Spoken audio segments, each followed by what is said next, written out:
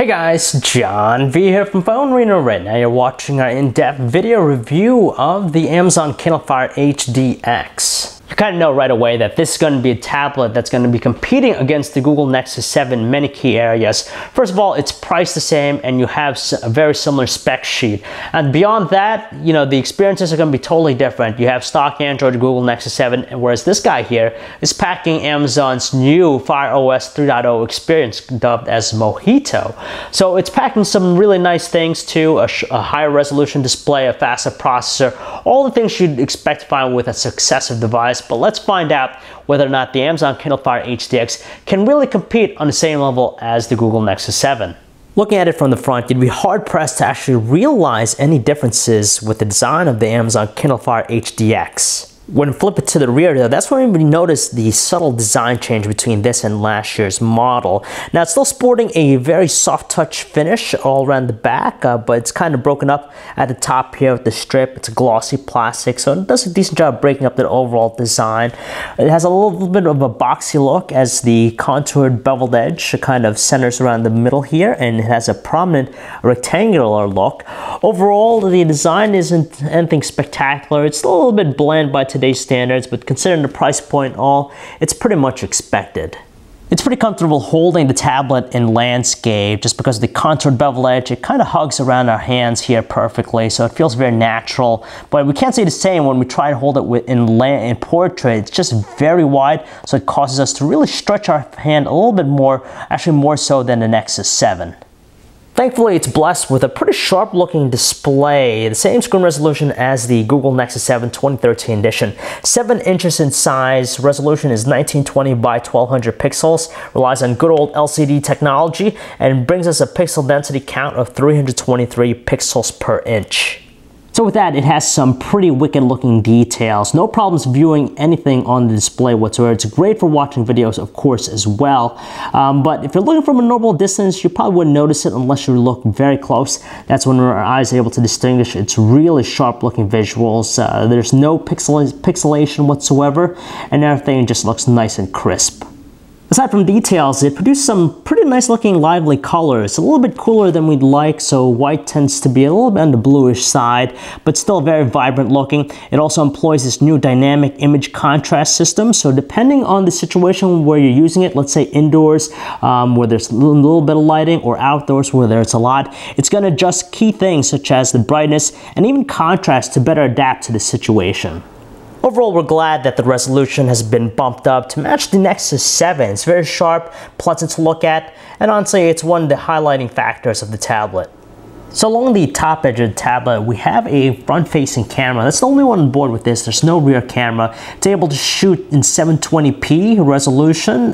They don't mention exactly what the megapixel count is, but it's mainly reserved for video chatting through the variety of different services out there, like Skype. Around the back towards the right edge, we have a recessed home button. Now, its placement's ideal when we're holding it in landscape, but not so much when it's in portrait. Thankfully though, even though it's recessed feel, it's still pretty responsive.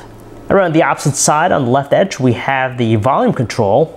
It also wields 2 speakers. They're located on the top edge, so you have stereo support. Rounding things out, we also have a 3.5mm headset jack, and you also have a micro USB port for charging data connectivity. It's worth noting that it has a closed design, so no access to the battery, nor is there a micro SD card slot to actually increase its storage capacity.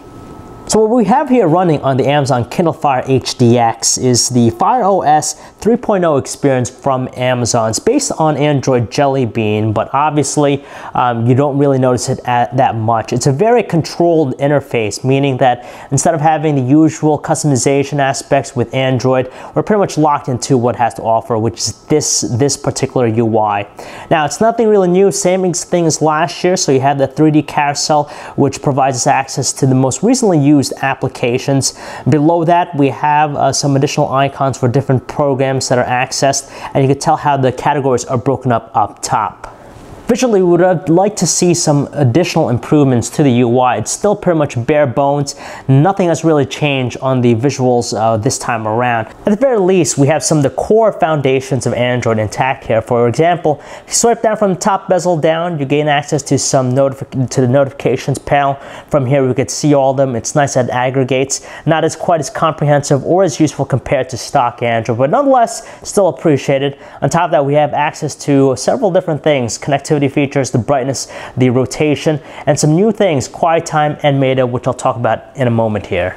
One thing that we really appreciate with the updated experience here is that when you're running an application, you want to jump to something else, or if you want to quickly switch between apps, if you swipe from the right bezel to the left, we have pretty much the quick apps menu here. Just like with stock Android, you could easily jump back and forth between several things. Naturally, if you're heavily invested to the Amazon ecosystem, you'll really appreciate what the UI and the experience has to offer, just because it pretty much adheres to your Amazon needs. So if you need to go through the bookstore, if you need to shop for a particular item, you have everything on hand, and it's really nice that it centers around that experience. At the same time, if you're more into the multimedia aspect, you could of course purchase music, you could download videos, and you also have the Amazon Instant Video service. So it streams it over the air, so you could watch a variety of different content directly on the device, so you don't have to worry about actually saving stuff locally. So with the quiet time feature, when you access it from the notifications panel, it's really simple. It basically mutes the entire system, so it just brings the volume all the way down so it doesn't make any noise. With the Mayday feature, Amazon's hoping to revolutionize the customer assistance service. So when you tap that button in the notifications panel, basically it's going to launch the service where it actually pop up a window so you could actually chit chat and see a person live. A customer service agent will help you with a variety of things, whether it be troubleshooting or just general questions, and works very, very well actually via Wi-Fi, of course. Now they could see what you're doing on the tablet itself, so whatever's being displayed, but they can't necessarily see you physically with the camera like that. You could see them, and of course you could chit chat. It's nice and it works pretty quickly. We managed to only wait 30 seconds before being connected. Well, it's great that the Fire OS 3.0 experience has a straightforward approach. It's very bare bones and very easy to learn, but at the same time, it's lacking any customization or the breadth of functionality that stock Android Jelly Bean has to offer. Additionally, it's pretty much, we're held at bay with the selection of apps. Basically, if we go to the Amazon App Store, it's not quite as extensive or as diverse compared to the stuff you'd find with the Google Play Store. And finally, it's lacking other certain things like many of Google services like Google Maps and even the Gmail application to make it a very well-rounded offering. For a budget tablet, it's amazing to know that the Kindle Fire HDX is actually packing a very impressive processor under its hood. It's powered by a quad-core 2.2 GHz Qualcomm Snapdragon 800 processor, and it's coupled with 2 GB of RAM and the Adreno 330 GPU. And we gotta say, this thing is a speed demon. It produces some really impressive benchmark scores, and on top of that, its real-world performance is really great. You could tell here just with orientation switching, pretty instantaneous. Other things, just opening up applications, surfing the web, switching between open apps, it's just pretty fast, and we don't see it slowing down whatsoever, and it's just wonderful that it maintains a nice, very fluid response. So at the very least, you're going to get some basic core organizer applications. So you have things like a calendar, pretty much generic looking. Same thing goes with its functionality. You have the contacts to check out all your people. And of course, you have a basic email, which works okay. Doesn't have quite as many features compared to the Gmail experience, but it gets the job done. It excels in the web browsing department, and it's also strengthened by its fast processor, and of course its high resolution display just really solidifies the experience. Pages load up very quickly. Page rendering, kinetic scrolling, and pinch zooming are all instantaneous with their performance, so we really can't complain. It's just wonderful to use. We actually prefer typing in portrait with the Kindle Fire HDX just because the keyboard itself, it's easily encompassed by our thumbs, and on top of that, very responsive, pretty good autocorrect feature, whereas with the landscape option, it just proves to be very cramped when you're trying to use it in a more traditional way. You'd think we'd see some visual changes with the music player, seeing that's accompanied with the updated Fire OS 3.0 experience, but sadly that's not the case here with the Kindle Fire HDX. It's boasting the same music player from before, so if you're using Amazon services, it's going to recognize that all in the cloud, and on top of that, you can always store stuff directly on the device itself, so you can play it locally. Now, the player itself, rather conventional, nothing really out of the ordinary, but the cool thing about it is that it has this new feature called X-Ray, which basically displays lyrics as the song is being played, so similar to the karaoke style, so you don't have to look it up yourself. Now, it seems to only work with content that we have purchased through Amazon. If we copy it from our computer and store it locally on the tablet, it doesn't recognize it for some odd reason. As far as the audio quality from its two speakers, we gotta say it's a little bit on the muted side. It's not as strong as we'd like. It's lacking some robust tones to really make it very engaging. When it comes to the video watching experience, if you're an Amazon Prime subscriber, you can have access to the wealth of stuff that's found in its catalog, so you can stream video directly to the tablet, so it's not taking up space. Now, it's great just because it works very well. The quality is also pretty sharp looking. On top of that, we have some additional functionality with the X-Ray here, where we could actually rely on its integration with IMDb, so you can look up specific information pertaining to the actual video itself.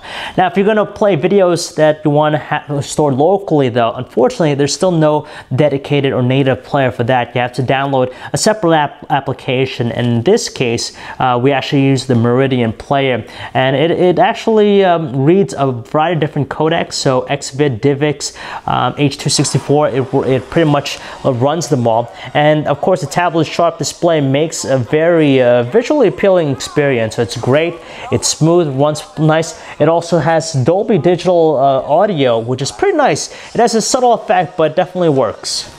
Even with that high resolution screen and of course that beefy processor under its hood, the Amazon Kindle Fire HDX provides us some good battery life. Specifically, we're able to get by a day and a half of normal usage, which is pretty good in our books.